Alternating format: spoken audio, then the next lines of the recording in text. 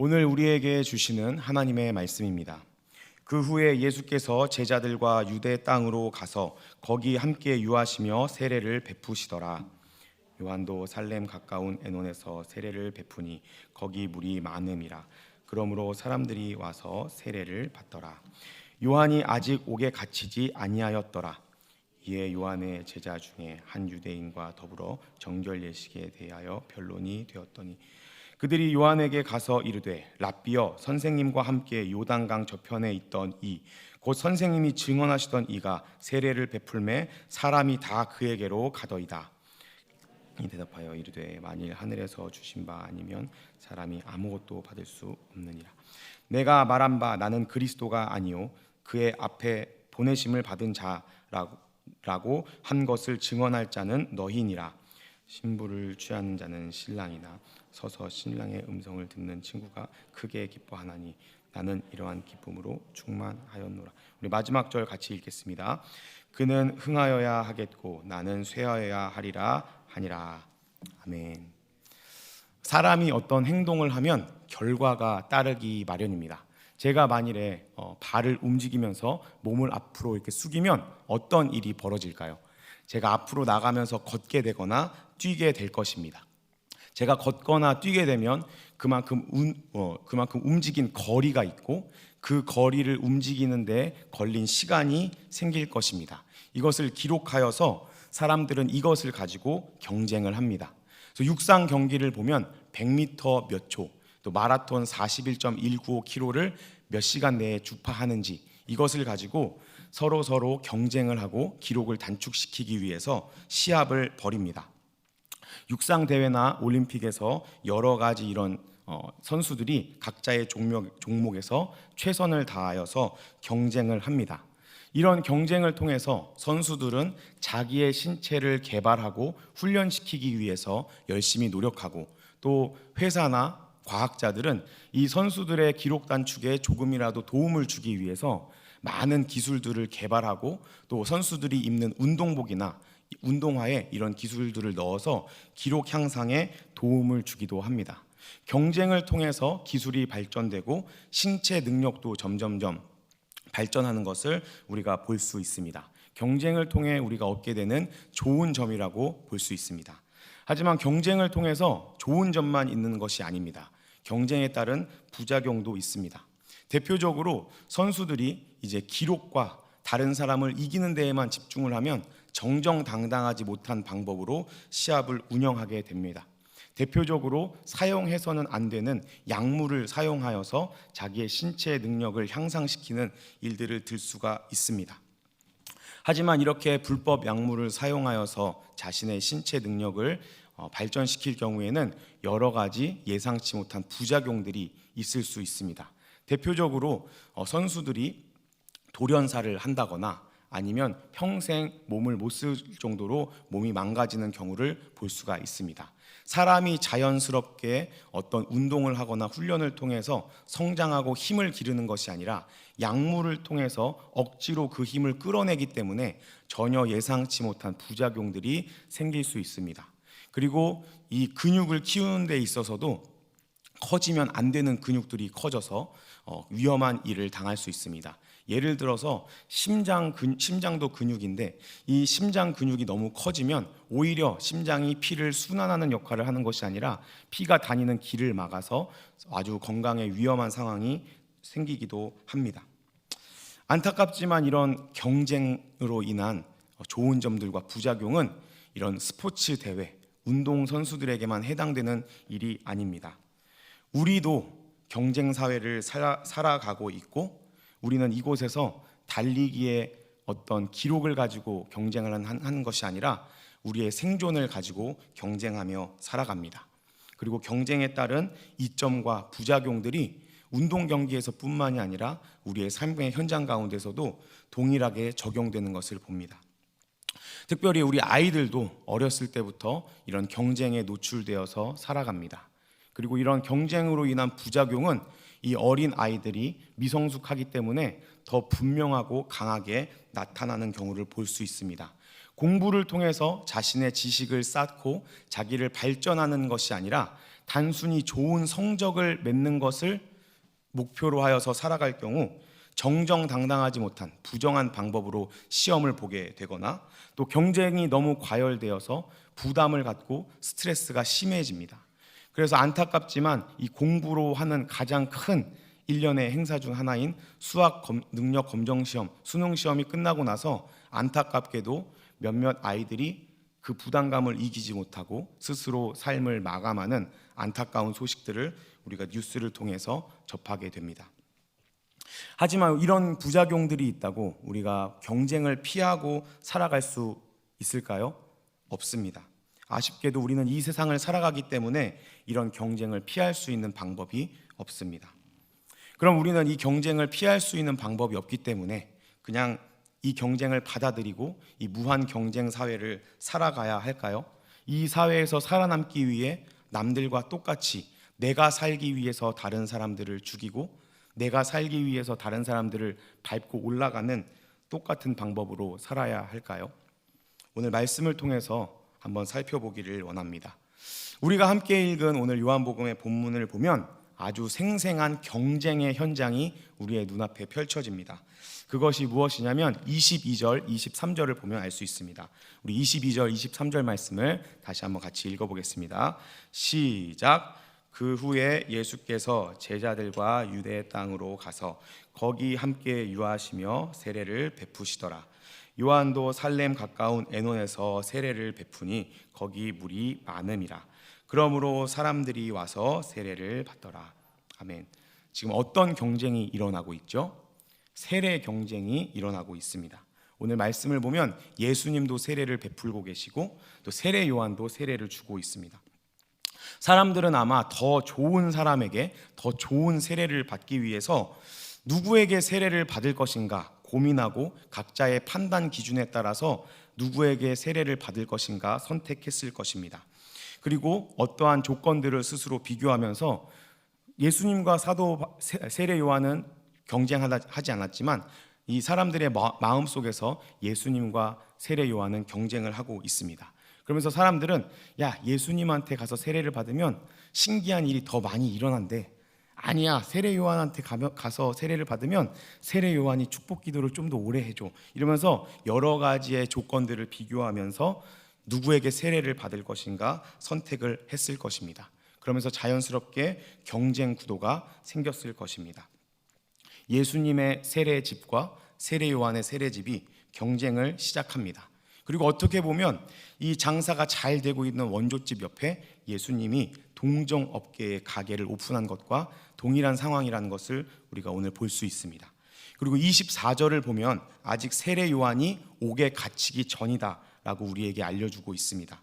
이 말은 무슨 말이냐면 예수님이 사역했던 그 시기와 세례 요한의 사역의 시기가 겹치는 시간대라는 것을 우리에게 알려줍니다. 세례 요한이 광야에서 말씀을 전하고 세례를 베풀고 있는 가운데 예수님도 이제 세례 요한에게 세례를 받으시고 유대 땅에서 말씀을 전하시고 세례를 베푸시는 모습을 우리가 볼 수가 있습니다. 그리고 점점점 시간이 지날수록 사람들은 세례 요한 쪽이 아니라 예수님 쪽으로 몰려들고 있습니다. 그러니까 이 세례 요한의 제자들의 입장에서 봤을 때는 이게 얼마나 정말 화딱지가 나는 일일까요? 이 우리랑 상의도 없이, 그리고 세례는 우리가 먼저 주고 있었는데 예수님이라는 사람이 상의도 없이 허락도 안 받고 우리 근처에서 이렇게 세례집을 오픈해가지고 그 집이 점점점 잘 되고 있고 우리에게 와야 할 사람들도 그쪽으로 가는 모습을 보면서 아마 굉장히 약이 많이 올랐을 것입니다. 그리고 이 세례 요한의 제자들은 세례 요한에게 이 사실을 보고합니다. 26절 말씀 제가 읽어드리겠습니다. 그들이 요한에게 가서 이르되 랍비여, 선생님과 함께 요단강 저편에 있던 이 곧 선생님이 증언하시던 이가 세례를 베풀매 사람이 다 그에게로 가더이다. 아멘. 요한 선생님이 말하던 그 예수라는 사람이 세례를 베풀기 시작하니까 사람들이 다 지금 그쪽으로 몰리고 있습니다. 어떻게 해야 할까요? 뭔가 대책을 세워야 하지 않겠습니까? 라는 의도를 가지고 제자들이 세례 요한에게 이야기를 건네고 있습니다. 이런 이 질문의 밑바탕에는 이러다 우리 가게가 망하는 것이 아닌가라는 불안한 마음이 깔려 있고 생존의 고민이 담겨 있는 고민이라고 할 수가 있습니다. 이런 제자들의 물음에 세례 요한은 이렇게 대답합니다. 28절, 29절 말씀 우리 같이 한번 읽어보겠습니다. 시작. 내가 말한 바 나는 그리스도가 아니요 그의 앞에 보내심을 받은 자라고 한 것을 증언할 자는 너희니라. 신부를 취하는 자는 신랑이나 서서 신랑의 음성을 듣는 친구가 크게 기뻐하나니 나는 이러한 기쁨으로 충만하였노라. 아멘. 세례 요한은 자신의 역할이 무엇인지 분명하게 알고 있었습니다. 나는 주인공이 아니라 예수님이 주인공이다라는 사실을 정확하게 파악하고 있었습니다. 사랑하는 우리 동강교회 성도 여러분, 요즘 스트레스를 많이 받고 계신가요? 삶의 무게가 너무 무겁고 버겁다라고 느껴지는 분이 계신가요? 그렇다면 내 인생의 주인공이 예수님인지 아닌지 점검해 보아야 할 때입니다. 저도 솔직하게 고백하자면 제가 이제 목사가 되고 나서 이렇게 부서 설교 외에 이렇게 우리 장년 성도님들을 대상으로 설교할 기회가 점점점 많아지면서 이 설교에 대한 부담감이 굉장히 많아지고 있습니다. 그 어떤 누구도 저한테 설교에 대한 부담감을 준 적은 없지만 제 스스로 나는 내가 하고 싶은 말을 설교하는 사람이 아니라 하나님이 교회를 향하여 하시고자 하는 말씀을 전하고 싶다. 그리고 본문이 말하고자 하는 바를 정확하게 캐치하여서 이것들을 성도님들에게 잘 전하고 싶다. 그리고 그렇기 때문에 설교자의 개인의 능력이 드러나는 설교가 아니라 하나님의 말씀의 능력이 드러나는 설교를 하고 싶다. 이런 마음들이 있습니다. 그리고 거기다 덧붙여서 재미와 감동도 있고 삶의 도전도 주면서 또 우리 하나님은 따뜻한 분이시기 때문에 이 어려운 시기를 살아가고 있는 우리 성도님들에게 하나님의 이 따뜻한 위로의 말씀도 같이 전할 수 있는 이런 종합 선물 세트와 같은 설교를 하고 싶다라는 욕심이 있기 때문에 그 욕심이 부담감을 만들어냅니다. 사실 이제 부서에서 설교를 할 때는 저는 부담감이 그렇게 크게 없습니다. 그리고 긴장하지 않습니다. 물론 이제 하나님의 말씀을 대한다라는 부담감은 여전히 있지만 부서에서 설교할 때는 이 부서의 책임자는 나고 이 애들이 내 애들이고 이 애들은 나의 양떼다라는 확실한 위치 선정이 되어서 그런지 별다른 그런 긴장감이나 부담감 없이 말씀을 이렇게 잘 전합니다. 그런데 이 수요 예배의 자리 또 새벽 예배 설교의 자리에 서서 우리 성도님들에게 말씀을 전할 때는 이상하게 부담도 되고 긴장도 됩니다.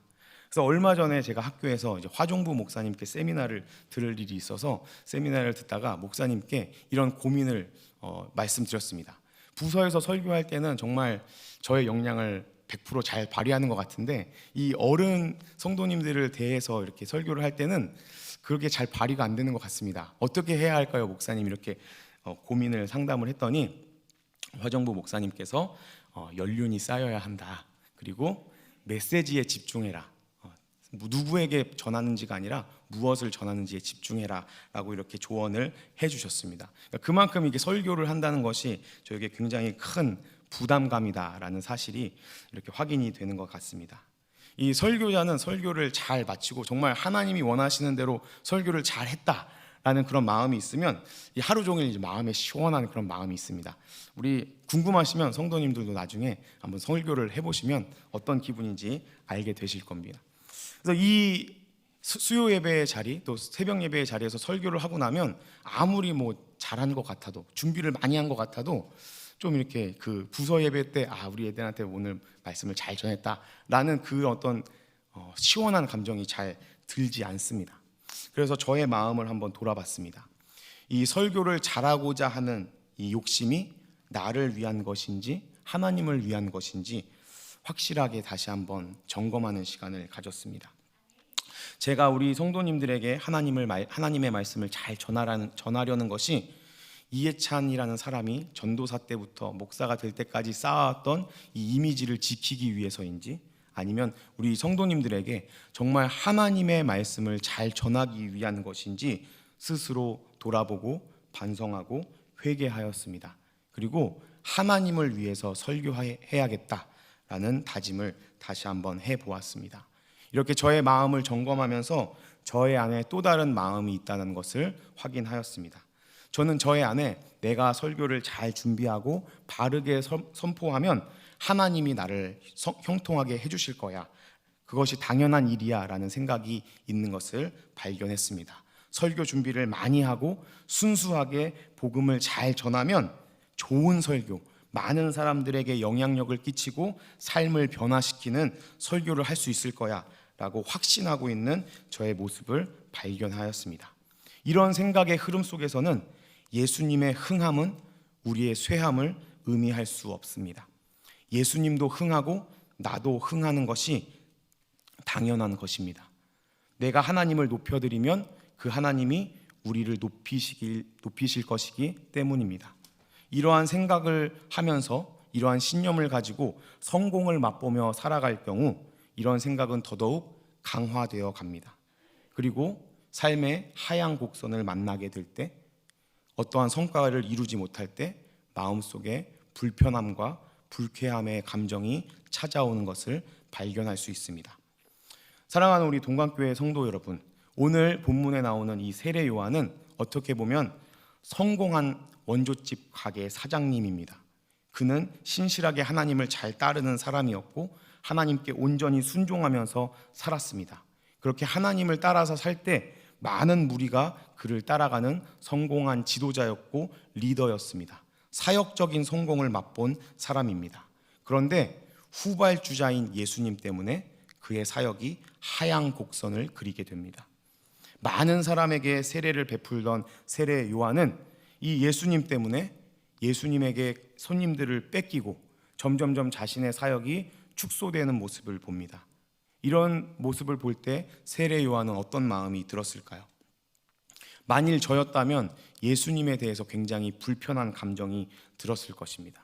아니, 내가 세례를 줬는데 상도덕도 없이 이렇게 내 옆집에서 이렇게 세례를 베풀다니, 이럴 수 있는 거야? 라는 분노의 감정이 들었을 것이고, 나를 따르는 내 제자들이 선생님 이제 어떻게 합니까? 다들 예수님한테 가요 라는 그런 말을 들었을 때 이 내 제자들이 걱정되고 불편하고 불안한 마음이 들었을 것입니다. 그러면서 점점점 예수님에 대한 감정이 더 안 좋아졌을 겁니다. 그러나 세례 요한은 예수님을 욕하지 않았습니다. 처음과 같은 마음으로 사람들이 많이 오든 적게 오든 사역을 이어나갑니다.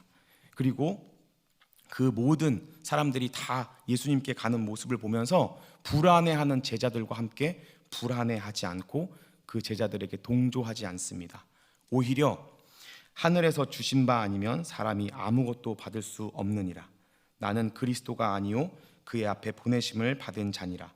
신부를 취하는 것은 신랑이나 서서 신랑의 음성을 듣는 친구가 크게 기뻐하나니 나는 이러한 기쁨으로 충만하였노라 라는 아주 멋진 고백을 합니다.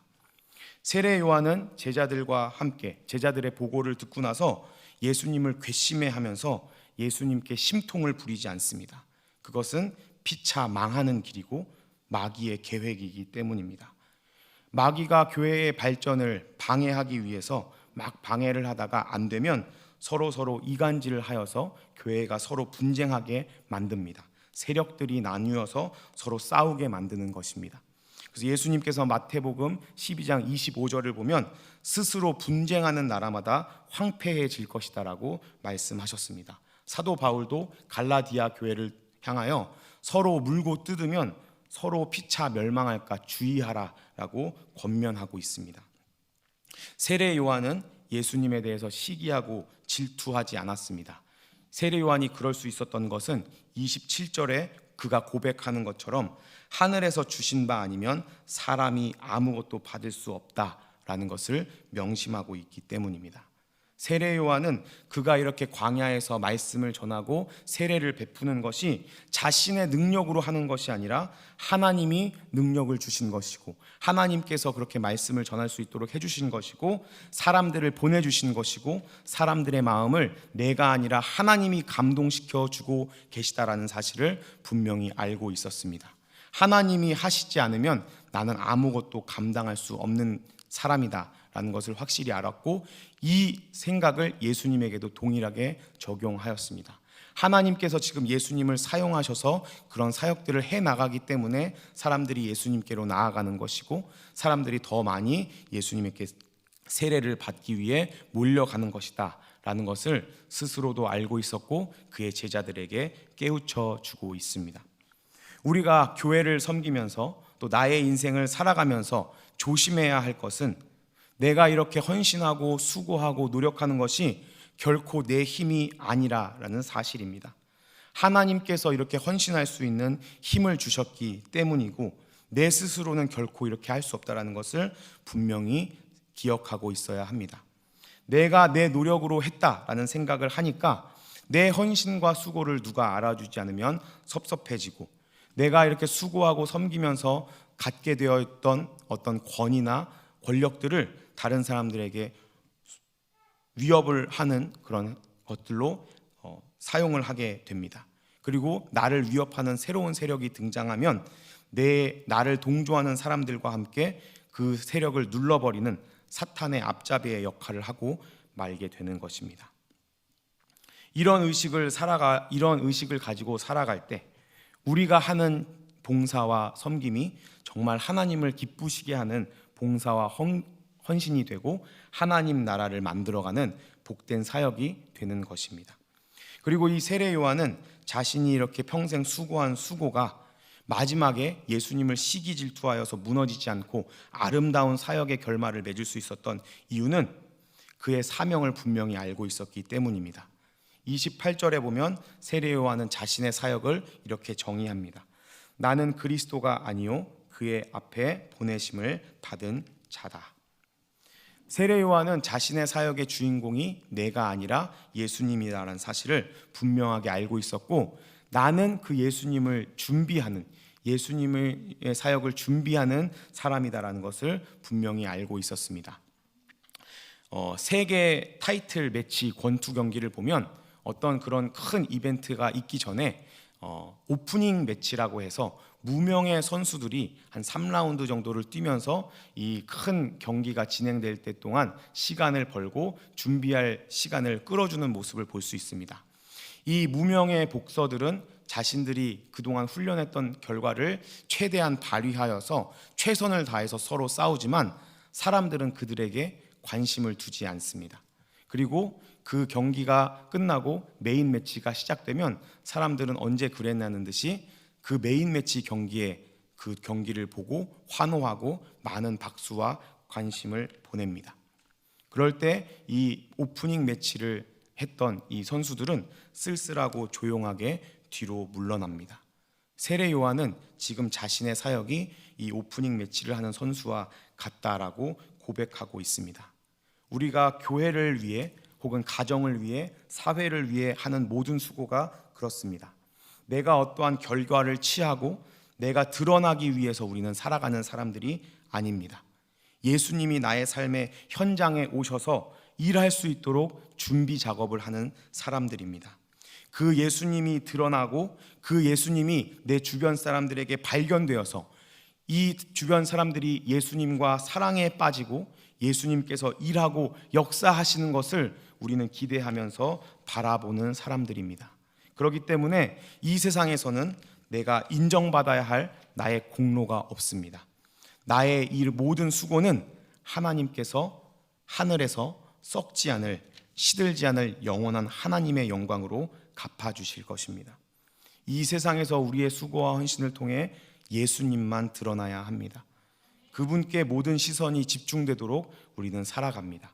이 사명을 망각하고 나에게 시선이 돌려지고 내가 주인공이 되기를 원하는 마음을 가지고 살면 우리의 헌신과 수고는 아무 쓸모가 없습니다. 30절을 보면 세례 요한은 예수님이 주인공이 되셔야 할 뿐만이 아니라 한 걸음 더 나아가서 그는 흥해야 하겠고 나는 쇠하여야 하겠다라고 고백합니다.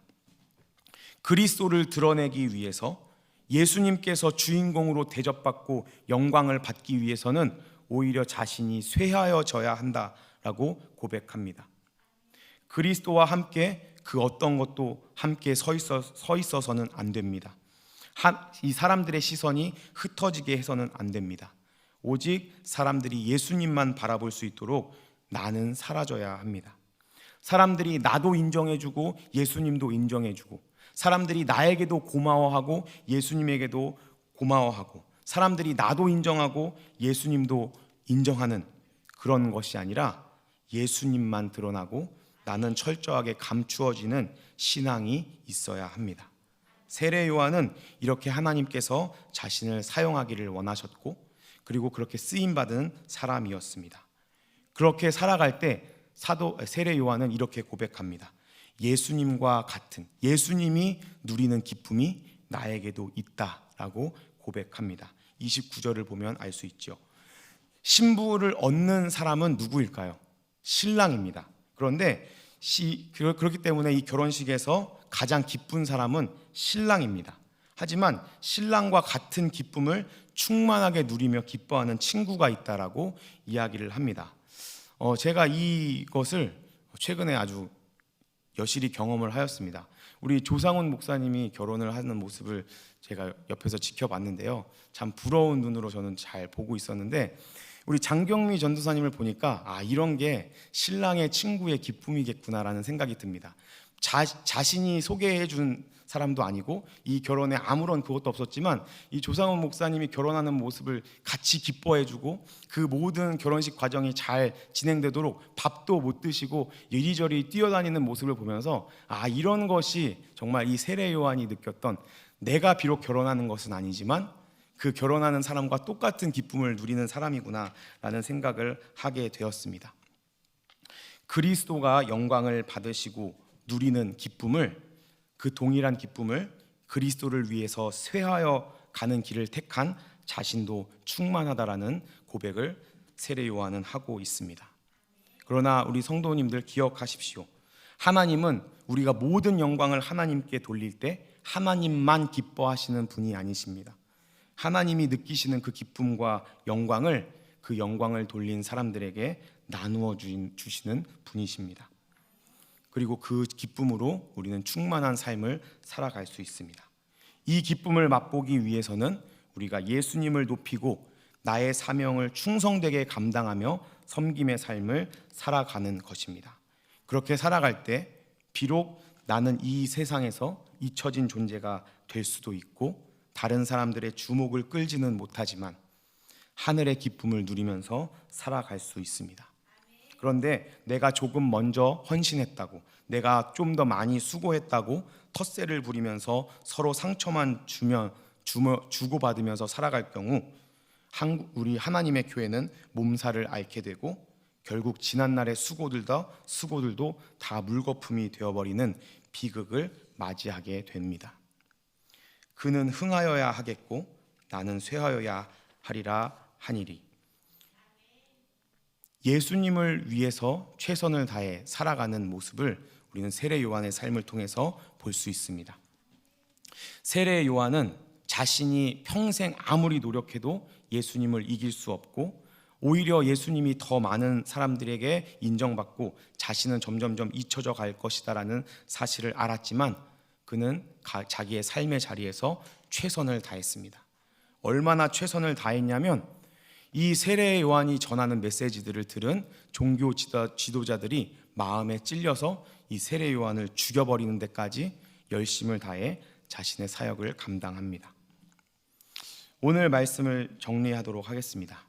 그는 흥하여야 하겠고 나는 쇠하여야 하리라 라는 이 고백이 우리에게도 고백되는 귀한 시간이 되기를 바랍니다. 우리는 열심히 살아야 합니다. 돈도 많이 벌어야 하고 많이 노력해야 합니다. 그리고 건강해야 합니다. 나를 위해서가 아니라 예수님을 위해서 그렇게 살아가야 합니다.